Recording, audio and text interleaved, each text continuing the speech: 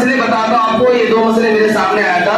ایک آدمی نے مسئلہ پوچھا تھا آپ ہی کے گاؤں میں سے کہ اگر باپ کے پاس قربانی کا پیسہ نہ ہو تو بیٹا اگر پیسہ والا ہے کہ بیٹا اپنا قربانی دیتا ہے تو کسی نے کہا اس کو کہ تمہارا قربانی نہیں لگے گا.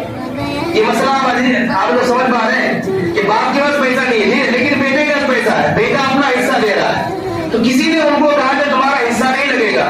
آپ مسئلے کو اچھی طریقے سے سمجھ لیجیے کہ جس کے پاس پیسہ ہوتا ہے وہی اصل قربانی کا کیا ہوتا ہے, ذمہ دار ہوتا ہے شریعت کے نزدیک. اگر باپ کے پاس نہیں ہے تو اس کے پاس شریعت بھی لاگو نہیں ہوتی, اس کے بعد لاگو ہی نہیں ہوتے.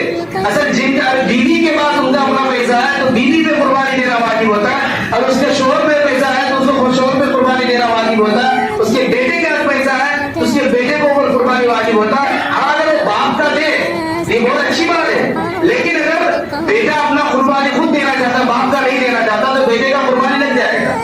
ٹھیک ہے, یہ مسئلہ لوگوں نے غلط پھیلا دیا کہ باپ کا قربانی نہیں دے گا تو بیٹے کا لگے گا. جی ایک مسئلہ یہ, اس کو اچھی طریقے سے سمجھے. دوسرا ایک مسئلہ ہے کوئی قربانی کا چاند نظر آیا تو گوشت نہیں کھایا جاتا, تو یہ بھی مسئلہ یہ ہمارا غلط افواہ, یہ کوئی مسئلہ نہیں ہے. ٹھیک ہے, قربانی کا گوشت قربانی کے دن وہ تو سنت ہوا, ٹھیک ہے, اس کے علاوہ آپ 9 دن پہلے بھی گوشت کھا سکتے ہیں. قربانی ایک الگ چیز ہوا, وہ یاد ابراہیم ہوا, وہ سنت ابراہیم ہوا, اور وہ اس پہ قربانی واجب ہے جس کے پاس پیسہ ہے, جو صاحب نصاب ہے. اور اگر باپ صاحب نصاب نہیں تو اس پہ قربانی واجب نہیں, بیٹا صاحب نصاب اس پہ اصل قربانی واجب ہوتا ہے. ہاں ایک دیانت داری یہ ہوتا ہے کہ باپ نے پال اس کے بنا کیا ہے, تو جس طرح تم اپنی قربانی دیتے ہو تو 4000 لگا کر کے باپ کی بھی قربانی دو, کیونکہ وہ کمانے کے لائق نہیں ہے, اس کے پاس مال و اسباب نہیں. ایک دوسری چیز ہوا, یہ دیانت داری اور باپ سے محبت ہوا, لیکن قربانی کے جائز اور ناجائز ہونے پہ اس میں کوئی یہ نہیں ہوتا ہے.